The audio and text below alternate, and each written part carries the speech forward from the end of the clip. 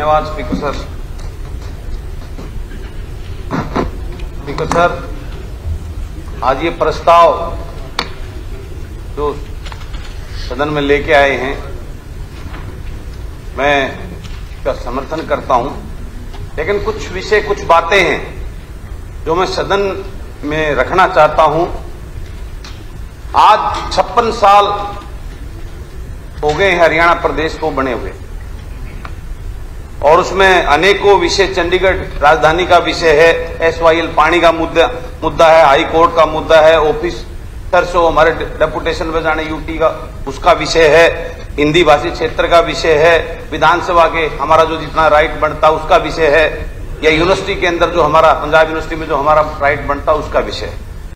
ये सारे विषय बहुत गंभीर विषय हैं, लेकिन मेरे से पूर्व सभी सम्मानित सदस्यों ने इसमें विस्तार से चर्चा की, बड़ा बताया कैसे कैसे आयोग बने, कैसे कैसे उसका विस्तार हुआ।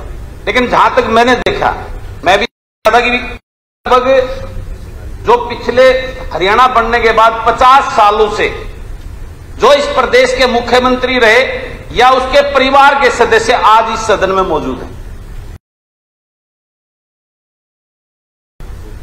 मैं नजर दौड़ा रहा था 50 साल से, और जहां मैंने मोटा मोटा थोड़ा सा 20 साल का देखा, 2014 से 2017, इसमें केंद्र में बीजेपी की सरकार, हरियाणा में बीजेपी की सरकार और पंजाब में अकाली बीजेपी की सरकार। उससे पहले 2004 से 2007 के अंदर केंद्र के अंदर कांग्रेस की सरकार, हरियाणा के अंदर कांग्रेस की सरकार और पंजाब के अंदर कांग्रेस की सरकार। उससे पीछे जाएं तो 1919 में 2002 तक केंद्र के अंदर बीजेपी की गठबंधन की सरकार, जिसके अंदर अकाली भी सहयोगी थे और लोकदल भी उसके अंदर हिस्सेदार थी, और पंजाब में अकाली थे और हरियाणा में इनेलो थी, लोकदल की सरकार थी। उससे पहले बहुत बारी जो तीनों सरकारें कांग्रेस की रही, जो हरियाणा में, पंजाब में, केंद्र में।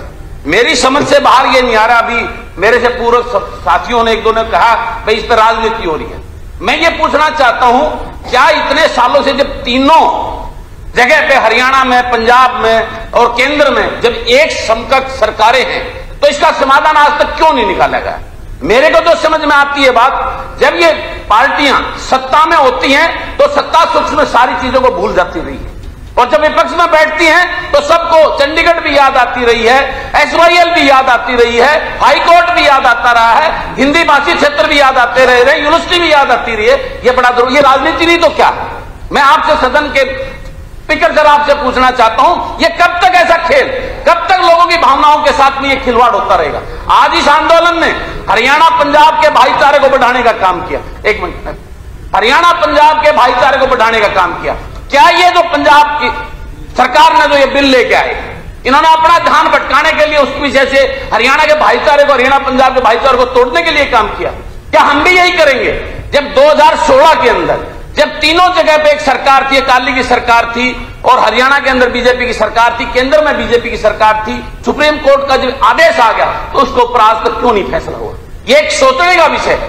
क्या ये सिवाय राजनीति के इसमें कोई पार्टी मुझे सीरियस नजर नहीं आती? ये सिवाय एक राजनीतिक एजेंडा है, लोगों की भावनाओं से खिलवाड़ करने का एक बहुत बड़ा ये चला आ रहा है पिछले 50 सालों से। जब सभी ने आयोगों ने कहा कि जब ये बना 1965 के अंदर आयोग बने, 66 के अंदर हरियाणा का निर्माण हुआ, सारी चीजें तय हुई थी, आज तक क्यों नहीं, वो विषय क्यों नहीं क्लियर हो पाए?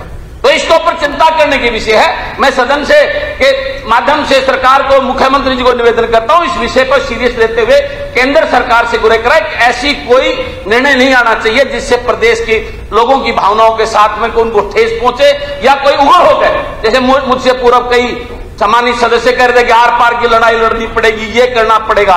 नहीं, ऐसा माहौल नहीं चाहिए। हरियाणा पंजाब का भाईचारा बरकरार रहना चाहिए। हम एक हिंदुस्तान के दोनों प्रदेश हैं, तो इसमें कोई भी ऐसी बात नहीं पैदा होनी जिसमें हमारे बीच में कोई खटास या आपसी द्वेष भावना पैदा हो।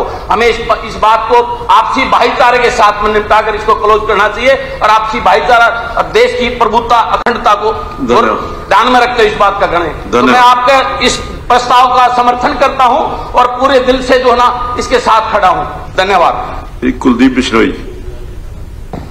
थैंक यू अध्यक्ष महोदय, आपने इतने गंभीर मुद्दे पर मुझे बोलने का मौका दिया। एक आधी मिनट का। हो गया। एक विषय और करना चाहता हूं, ऐसे ही भाईचारा विषय में मुख्यमंत्री जी को मैंने लेटर भी दिया है। एक वो खेड़ी चौकता का बड़ा गंभीर विषय, उसमें भी सॉर्ट आउट कराओ, वो भी भाईचारा खराब करने वाला मुख्यमंत्री जी, उसका भी मैं निवेदन करता हूं।